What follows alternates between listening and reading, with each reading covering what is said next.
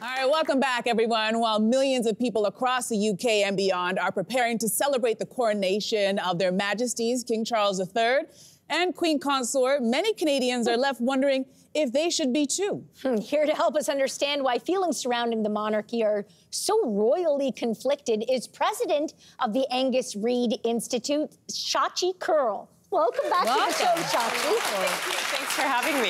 Now, before we get into things, can you give us a little bit of background about what your organization does and what we're looking at today?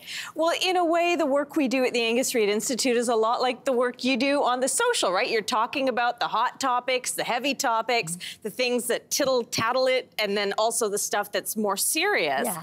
You do it in a conversational forum, and you talk to your audience here in studio and also out there. We do it by polling, doing public opinion polling and talking to thousands of Canadians in the aggregate, and then adding up all the stats. So when you have your debates, I think this, I think that, I get to come up and go, yes, but I have data. And I can tell you what everybody else thinks. That's fantastic. Okay, so let's dive into some of that data, starting with this. In 1978, 55% of Canadians believed that Canada should continue as a constitutional monarchy. According to the latest data, though, how many still believe that to be the case? It's been totally inverted. So 55% in 1978 were like, to the Queen, to the monarchy. Today, 52% say, wah-wah. They're not very interested in seeing the monarchy continue in Canada for generations to come. Okay, and what's interesting about that, though, is you think, okay, 52% for, so the math you think is, oh, 48%, you know, in a different direction. Actually, no. 52% say dump the monarchy. Only 27% say keep it. So that's almost a 2-to-1 margin. And then the other ones are just like, I don't care. They're all like, we don't know, we don't care, Yeah. we're not that engaged. And I know that's a little bit different from the vibe in this room, and in terms of the coverage that you've been giving it and the amount of enthusiasm, That's accurate. But if we go back to the apathy, what do you think have made Canadians so sort of apathetic about that idea? It's really interesting because people think sometimes that it is very much tied to the royal person themselves, the monarch. But in fact, there's also just a lot of disconnect between what Canadians perceive to be sort of the relevance to them for the monarchy today. Think about 70 years ago. The population of Canada was one that had like a lot of ties to Great Britain, to England. They had family there. Granny was from there. Culturally, religiously. Today, Canada looks so different. The migration that's coming into Canada is from either post-colonial countries, places like India, Africa, the West Indies, where they're like, we got to talk about colonialism. Or it's parts of the world that never had anything to do with monarchy. So they're like, what's the big deal? Interesting.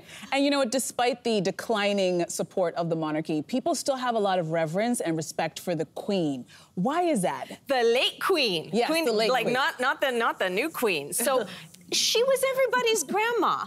She did the job for 70 years. Anybody getting up and doing a job in their 90s is deserving of that affection, and that's what Canadians felt. Well, despite Canadians' deep affection for the late Queen, there is a noticeable difference, as you mentioned, towards their warmth when it comes to Charles. So data revealed that over half of Canadians believe that he will be a worse monarch than Queen Elizabeth, and 60% of Canadians oppose recognizing him as a king entirely. So what factors have contributed to that perception? I mean, it's Charles, okay? So whether we lived through it through the Diana years or were reminded of it, you know, between being the world's worst husband, doing the dirty on your wife, and now having to watch and see the other woman come in as queen, not exactly known for being the world's best dad. He's got a lot of working on and making up to do with people around the world who perceive him as not the greatest guy. Not to mention the quiche. Like, It's the quiche choice. But it's not just the Canadian public, it's also some Canadian politicians who, you know, have voiced opposition in terms of swearing an oath to the crown.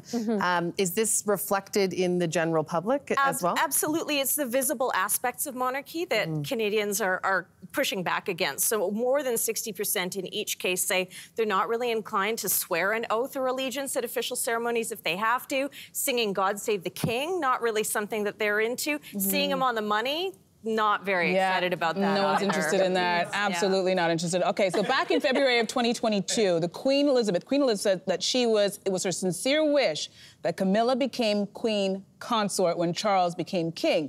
However, she will officially be Queen Camilla tomorrow at the coronation. Either way, 3 in 5 Canadians believe Camilla should not be queen of any sort. People have spoken.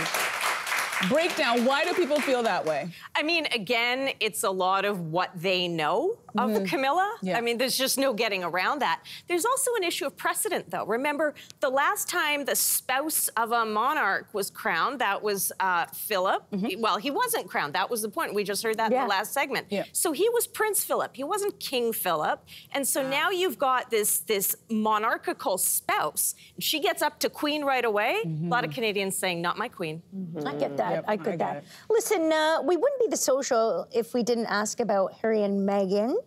How much has their controversy over the years swayed public opinion surrounding the monarchy, if at all? Well, I think they've brought to fore a new generation that maybe wasn't paying attention to the royals, and now they are. But instead of paying attention to them in an adoring way or in an admiring way, you've actually got a younger generation of Canadians looking at what H&M went through and went, that doesn't sound very good, and it has swayed how they feel about the future of the monarchy. Yes. That's interesting. Okay, so based off the data and research, what are your thoughts about the future of the monarchy in Canada? I mean, the monarchy isn't going anywhere in the short term. Maybe let's think about 50, 70, 100 years from now. And the only reason Canada is locked in on the monarchy is because it is so difficult to change the rules. It means reopening the Constitution. Yeah. We can't just go to Parliament and have a vote and say, bye, adio. We have to change the Constitution. Doing that opens up a Pandora's box of other issues around Indigenous reconciliation, around Quebec sovereignty, around things like resource, like all of the stuff. It's not just a little change. And find me a living Canadian politician today that's like, yeah, I want to just commit political suicide and open up the Constitution. They won't do it. So we've got them for now and for a while yet. Yeah. Chachi, thank you so much so for your much for insight, having me. fascinating, your honesty too. Yeah. Thanks for watching. We've got lots more discussion and debates on everything from food and fashion to pop culture and current events. Don't forget to click like and subscribe.